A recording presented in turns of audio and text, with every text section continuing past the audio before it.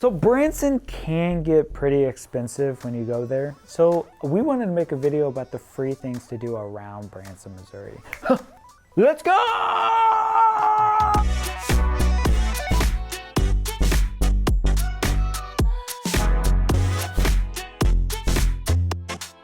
What's going on, guys? Jesse Weiser here, and I'm a real estate broker here in Springfield, Missouri. And today we're talking about the free things to do in Branson, Missouri. I love this topic because who doesn't want things to do that are free, especially with kids, right? So we put a whole list of things to do, and some of these are with kids, some of them aren't, who knows? But we'll go down in the list. They're all kid friendly. That's what I was just told. In the meantime, don't forget to check out wiserlivingrealty.com. If you guys are thinking about moving to the Missouri area, the Southwest Missouri area, we'd love to work with you. That's why we make these videos. And we would love to hear from you. We just had people reach out from New York City. We had people reach out from Florida moving here, South Carolina, South Dakota. We just helped someone move from South Dakota. Crazy. Wyoming. But we definitely want to hear from you. Our stuff is down in the description below, our contact information.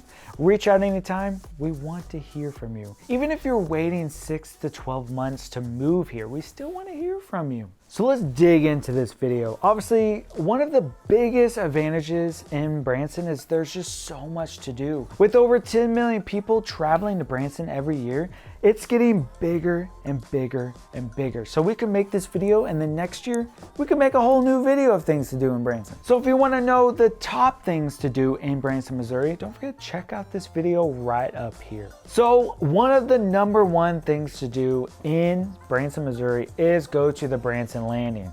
It is on the east side of Branson, right along the strip, and it's near downtown. Actually, it is part of downtown, but it's not part of downtown. It's all, you know, relative. But we're gonna talk about the Branson Landing. There's so much to do down there. Let's talk about the fountain on the Branson Landing. It is shooting all over the place, but it is a $7.5 million spectacular water attraction. That's a lot of money. Water shoots 120 feet up in the air, and it goes off every hour.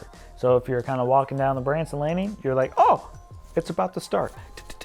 You run to go see it. And what's cool is the Branson Landing runs right along Taneycomo, so it looks like a river, but it's not. It's actually a lake. So it has some amazing stuff to do, like going to Paula Deen's Family Kitchen. I hear that's a good one. Level 2 Steakhouse, which is in the Hilton, which is on the Branson Landing. Build-A-Bear Workshop. It's sugar with giant candy inside and plushes. Buster's Old Time Photos.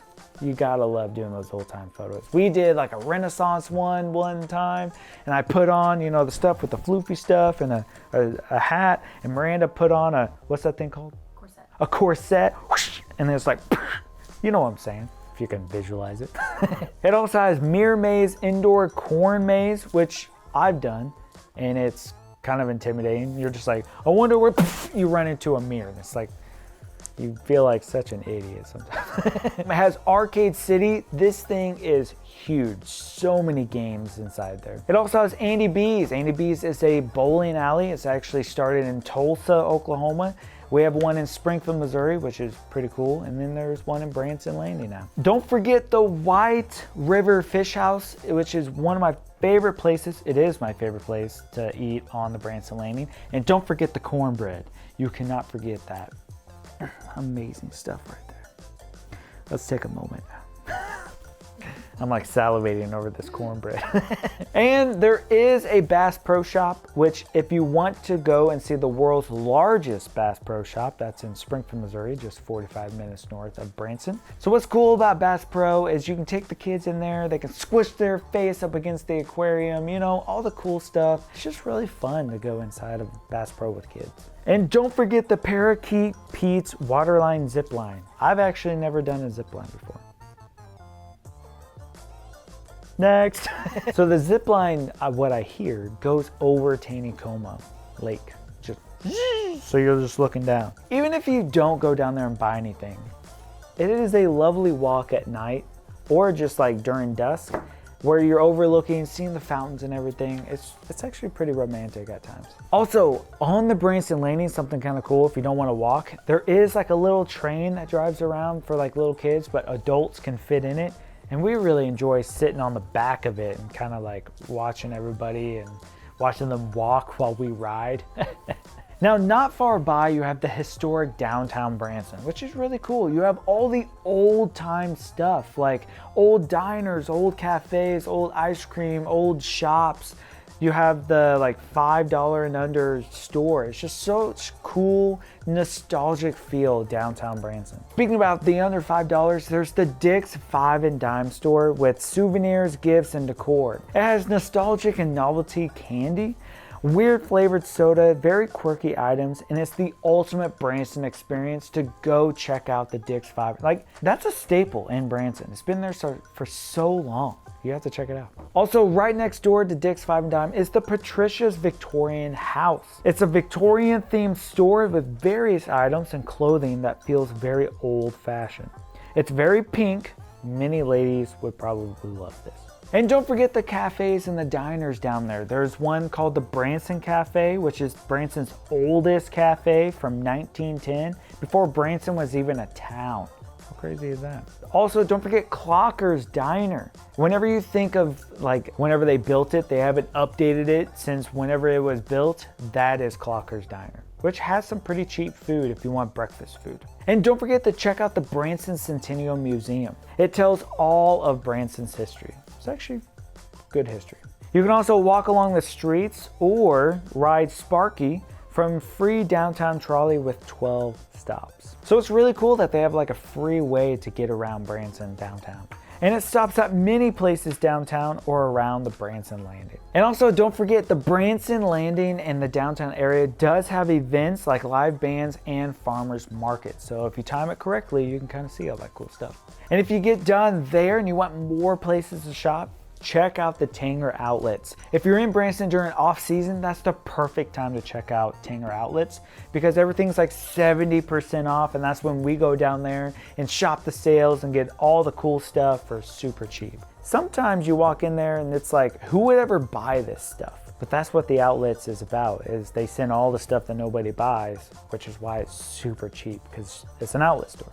Another incredible place to go shopping is the Grand Village Shops. Now, this is where Sugarleaf Bakery is, my favorite restaurant in Branson. So make sure when you go to those shops, you check out Sugarleaf. The line is gonna be out the door, but that's because it's so freaking good. Yeah, I said freaking because it is so freaking good. Here is another place you could walk around to be satisfied with all the old buildings and sights to see. There are a lot of pictures taken on this rocking chair, very recognizable. And during the Christmas season, there's a Santa that you can actually sit on his lap, and it's like a little statue, and you can ask Santa for whatever you want for Christmas.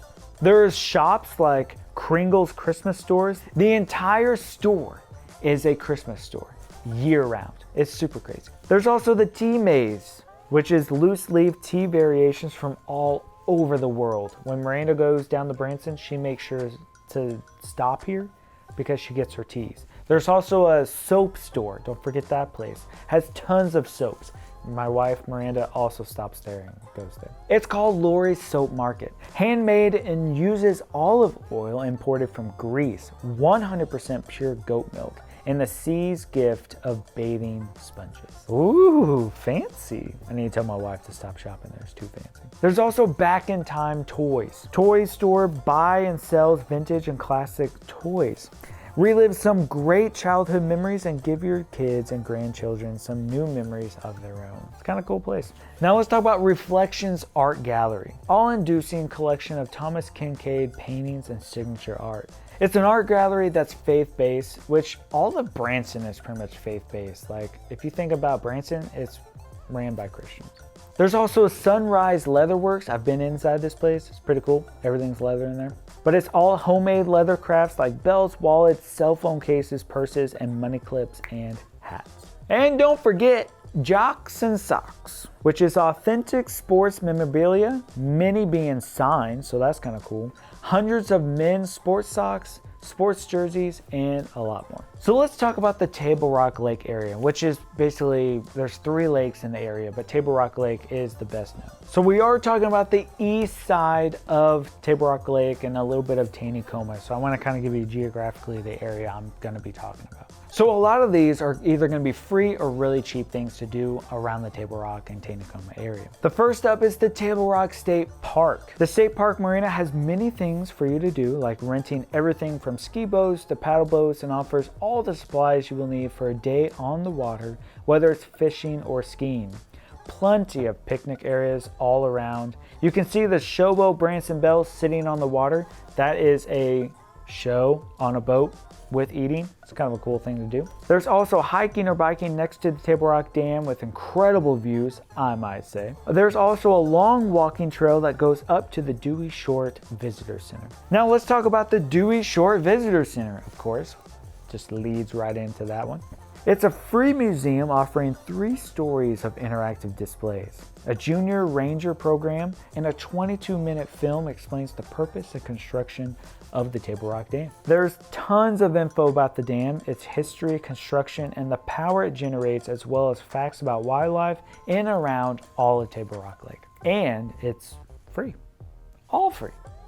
All free. There are 2 viewing decks overlooking Table Rock Lake and Lake Taneycomo. Now right next to the dam is the Shepherd of the Hills Fish Hatchery. This is a unique one to see. So this is the largest trout rearing facility operated by the Missouri Department of Conservation. It produces between 350,000 to 400,000 pounds of trout, which 80% gets released into Table Rock Lake. That's why Table Rock Lake is so great to fish in, because they release so much trout.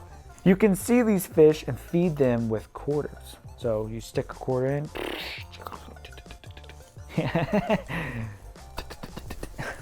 Now let's talk about Moonshine Beach. It's an interesting name for a beach, right? Well, nothing better than from the Ozarks to have something called Moonshine Beach.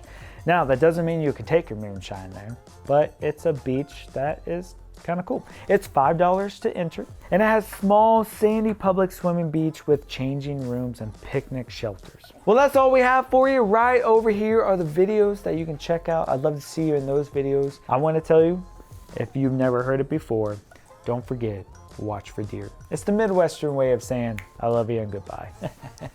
Watch for deer. Don't forget that you know,